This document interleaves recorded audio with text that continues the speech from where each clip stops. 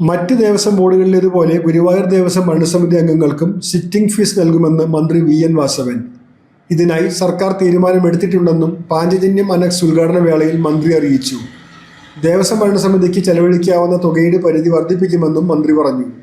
നിലവിൽ 5 ലക്ഷം രൂപ മാത്രമാണ് ദേവസ്വം ഭരണസമിതിക്ക് ചെലവഴിക്കാവുന്ന തുകയുടെ പരിധി. ഇവർ ചുരുങ്ങിയ പൈസ ചെലവഴിക്കാനുള്ള അധികാരം മാത്രമേ ഇപ്പോൾ തരൂ. അത് ചെറിയ പൈസയാണ്. അത് വർഷങ്ങൾ മുമ്പ് തീരുമാനമാണ്. അനുമതി കൂടാതെ അവർ ചെറിയ പൈസ കൊണ്ട് വലിയ തരത്തിലുള്ള നിർമ്മാണ പ്രവർത്തനങ്ങൾ നടത്താൻ കഴിയും.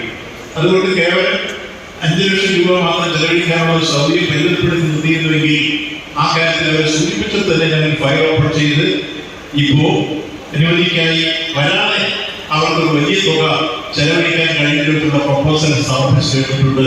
അത് ബില്ലാക്കി അടിയന്തരമായി നടപ്പാക്കി കൊടുക്കും എന്ന കാര്യം സൂചിപ്പിക്കുകയാണ്. മറ്റൊരു പ്രധാനപ്പെട്ട കാര്യം, ഗുരുവായൂർ ദേവസ്വത്തിലെ ഈ ബോർഡ് മെമ്പർമാരൊക്കെ ഇവിടെ വന്നാൽ അവർക്ക് സിറ്റിംഗ് ഫീസോ അലവൻസോ ഒന്നും കൊടുക്കുന്നില്ല.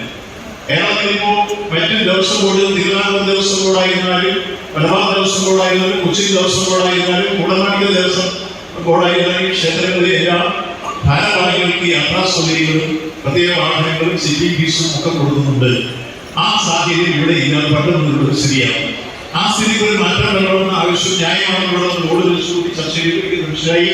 ന്യായമായ ആ കാര്യത്തിൽ കൃത്യമായി ഫയൽ നീക്കി ക്യാബിനറ്റ് അതിന് അംഗീകാരം തന്നു കഴിഞ്ഞിരിക്കുന്നു എന്ന സന്തോഷ വാർത്തയും അറിയിക്കുകയാണ്.